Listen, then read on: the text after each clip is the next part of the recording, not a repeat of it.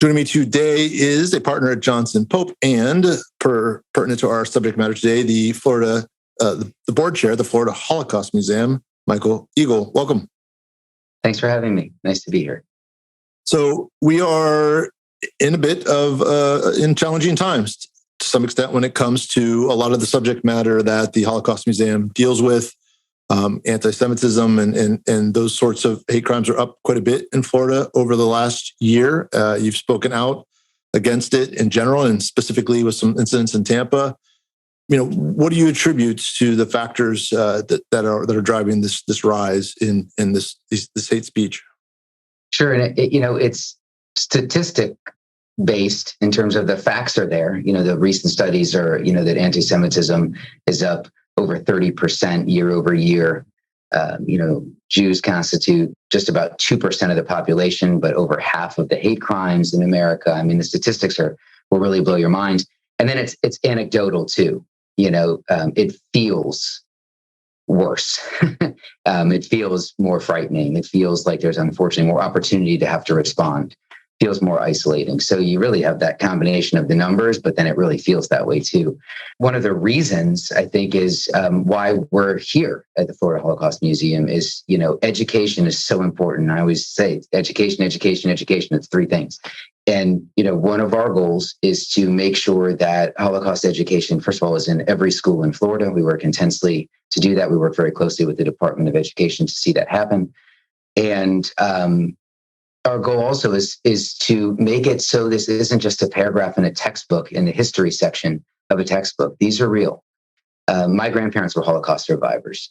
My story is a compelling example, and I'm just one of them, of why this education is important. It creates empathy.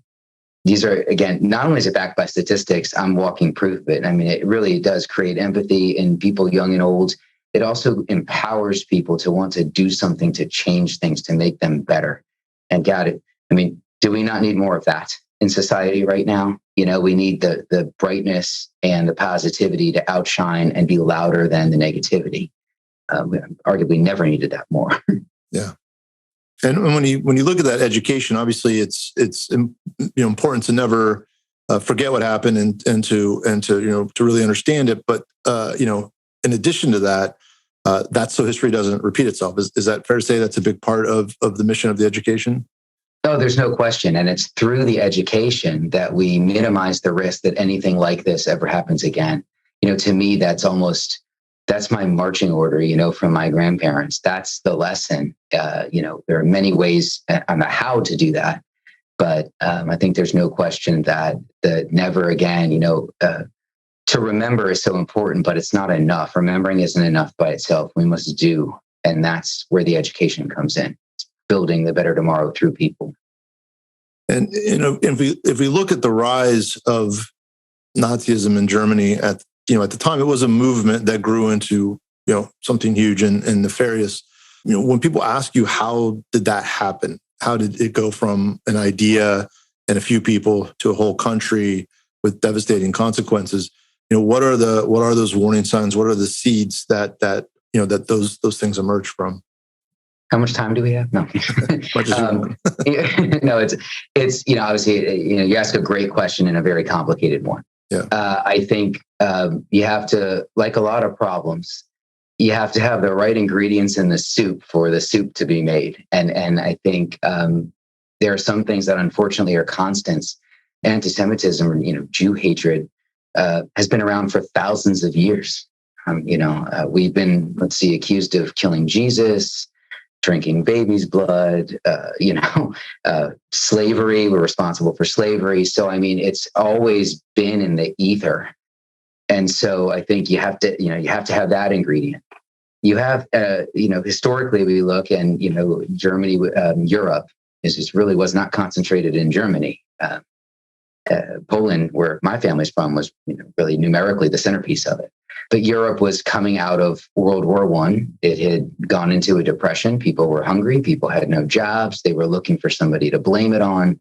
Here comes somebody to power who blames it on them. I'm, of course, grossly oversimplifying all the things that happen, but somebody comes to power and blames all of these ills. I can fix your ills, and here's who's responsible for them. And then you combine that with thousands of years of already this sort of built-in hate that's kind of hanging out underneath a rug, and masterful propaganda, and that it's those types of ingredients that lead to these things. And so some of the elements that you talk about there are present in different ways in today's world. You have people struggling that are disgruntled, that are looking for someone to blame, and we really do have propaganda machines out there that are pretty powerful. So how are you? That the Jewish people have been through this to such an incredible degree. How much do you feel like you have to be the watchdog, so to speak, that these things, history doesn't repeat itself, and push into sort of to that arena? It's a great question. I think there's, for lack of a better term, there's an empathy that comes with being that underdog or that oppressed, constantly oppressed group, that makes you want to make sure there's a compulsion on us to be part of the solution, to not let what happened to us happen to other people. And I think it's connecting a person to a person. It's no matter who it is, it comes from ignorance. And so it's saying, that's not a blank, that's a person. Okay. And most people are good people. And so when they learn that and they get themselves educated, there's a humanity that comes out of them. And so I don't want to be like that. I don't want to be a bad person. And it's that light bulb that kind of goes off in them, that once they're educated in a way like by the museum, and they hear these stories and they hear what people did that was terrible, and they hear what people did that was wonderful, they know which team they want to be on. And I've seen it. I mean, it's really 100% of the time. There are many people who come into the museum who have have access to our resources, but never heard of Adolf Hitler, have never heard of the Holocaust, don't know what a concentration camp is, and they are enlightened when they walk out. We're a place of hope, and so we do put it on our shoulders to not only protect the Jewish people. We're not a Jewish organization in that sense. We're here to use the lens of the Holocaust to press back against these types of issues, particularly anti-Semitism and genocide. But the ingredients that are part of that have just incredibly wide-ranging impact, and we're cognizant of that. So can you talk a little bit about how the museum is specifically expressing this educational push and other communications pushes to get the info and then the enlightenment out into the world? Sure. It's one of my favorite things to talk about, actually. So, first, in no particular order, although, I think the most material thing is we have over 20,000 artifacts, which is something that everybody in the Tampa area and in St. Pete should be extremely proud of, because it dwarfs the size of collections of other museums in decidedly larger markets. And that's something we have here. And we use those artifacts to tell the stories that the artifacts tell. They're associated with a person. They're associated with a mother, a father, a brother, sister. And we tie those together. And I'll get into that, in just a second. We also use cutting edge technology. I mentioned our focus in many respects. When I say education, it means lots of different things. But one of the core things for the museum is the relationship with the Department of Education and the work we do in schools in Florida. For parents to know that their children are learning what can happen if you don't do the right thing, but the wonderful things that can happen if you do. That's what they're learning when they're learning about the Holocaust. And I've taken parents on countless tours of the museum, and they say various versions of, it's so important my child learns math and learns science, but this is what I want my child to know too. And so important that they be, a positively contributing citizen. That's what this does. But we also use cutting edge technology. We are one of a small handful of organizations and institutions in the world that has what's called Dimensions in Testimony, which is a partnership we have with the USC Shoah Foundation, which is Steven Spielberg's foundation that works towards Holocaust and genocide education. And through artificial intelligence, you can actually interact with pre-recorded interview of a Holocaust survivor And it's absolutely fascinating. Somebody who's grown up around all of this, I'm still in total awe that I can go into the museum. And it's a week of interviews for these survivors. And you're talking about people who are in their 90s and they have to go back through all the hell that they went through. But you can even ask, what's your favorite song? What do you like to eat for lunch? Because part of that is reminding these are people. And, one of the existential questions has always been, well, what are we going to do when survivors are no longer here? And, it's on people like me who are descendants of survivors, but it's on everybody to carry on these legacies and these stories. But one of those keys to that lock is dimensions in testimony, the idea that forever these recordings will be there and people can talk to the survivor. So those are just two of the examples. We are in the process of working on some major changes to the building. They will include a theater for dimensions and testimony, a first of its kind children's center, because we have lots of students, tons of students that come through on an annual basis. But we are also going to be working in this children's center on even younger children in a safe, age-appropriate way to also arm their parents, because so many parents say, I want to talk about these issues. I have no idea how to do it. And so we want to help that interaction as well. So that's just some of the examples. We have nationally recognized Holocaust education curriculum. We are contacted often by school districts in other states for help. We also have what we call our teaching trunks, which is one of our hallmarks. It is a age-appropriate, it's broken up into grade level, middle school, high school as well. And it's literally a large trunk that is sent to any school in the country free of charge. That is, in many respects, a one-stop shop for the teacher to be able to engage in Holocaust education with his or her students. We conduct teacher trainings throughout the year. I mean, we're getting it done. There's a lot. Absolutely. And one more item I should add too. Sure. I mentioned the artifacts, but also the stories associated with them. So we've always spoken through our survivors, and we have a speakers bureau that consists of survivors, what we call 2G, meaning second generation, the children of survivors, 3G, like me, third generation. Mm-hmm. And, just to give you a snippet of my story, for example, my grandparents were Polish farmers.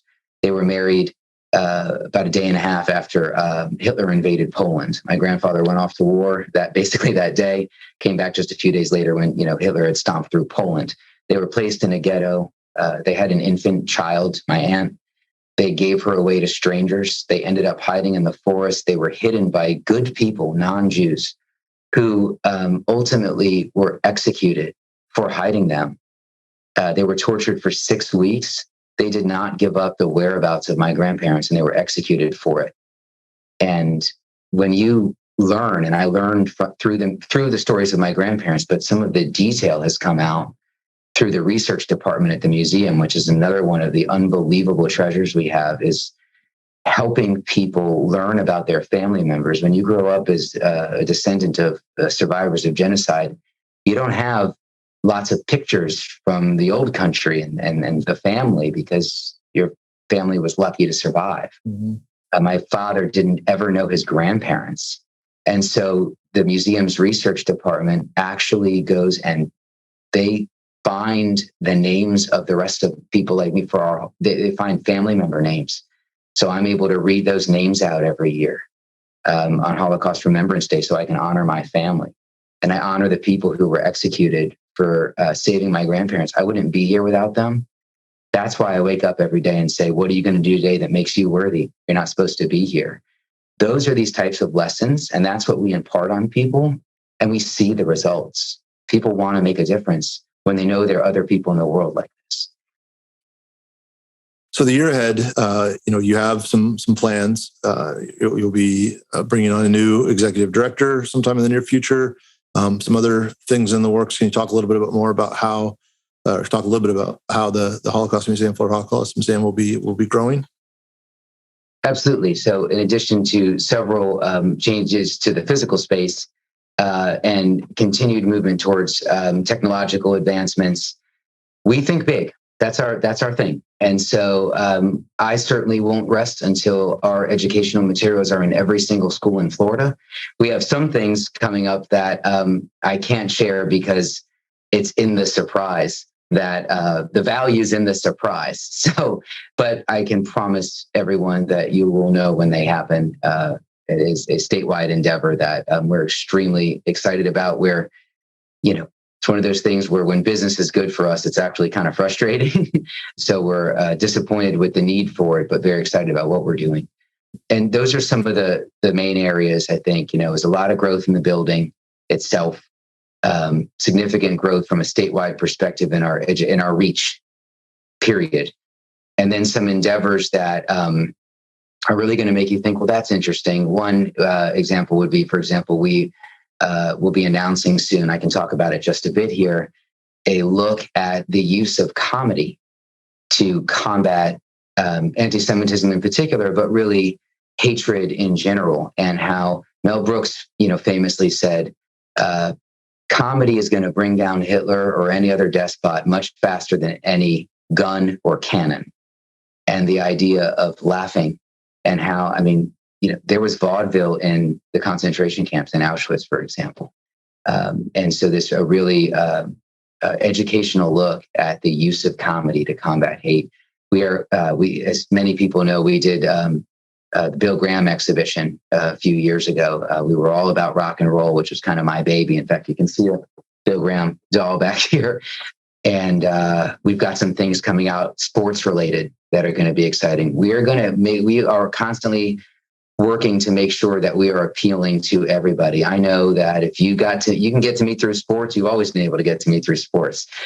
So we're continuing to find new ways also to communicate the message. So people are being taught, but it doesn't feel like you're being taught. That's our goal. It's fantastic. Well, I've enjoyed the conversation. We've covered a lot of ground and a lot of different emotional mini journeys. As sort of a final thought, just coming through, your family history to where you sit today in St. Petersburg, Florida. What's a mindset, or maybe a thinking point that we can maybe examine a little bit after this conversation is finished that you could leave us with. Yeah, that's another great question. I think that, this is, first of all, anti-Semitism is not just, as I mentioned before, not just a Jewish problem. This is an issue for a community at large, for society at large. And the only way we're going to combat it is by coming together. And I'm not saying that with words, with action. Care about this stuff. We have to care about each other. And I always say that I'm walking proof of it, but that's not an empty phrase. I literally wouldn't exist if people hadn't stood up against the most inhumane circumstance in modern history and done the right thing. So know that there are people out there who do the right thing when it's almost impossible to do it, and just have at least a little bit of that in you. And find a way, come to the museum or access our materials online. Most of our artifacts are online in 3D. You can take a tour of the museum. I promise it will change you for the better. And we just need more of that. We're better than this. I'm just one example of that. That's why I'm compelled every day to do what I do. I'm going to go back and draft some contracts now. And you can imagine the dichotomy for me. So, we can all take a step to make a change, a positive change every day. The opportunities are there. Wonderful. Michael Igel, Florida Holocaust Museum. Thanks for joining us. And thank you for having me. Really appreciate it.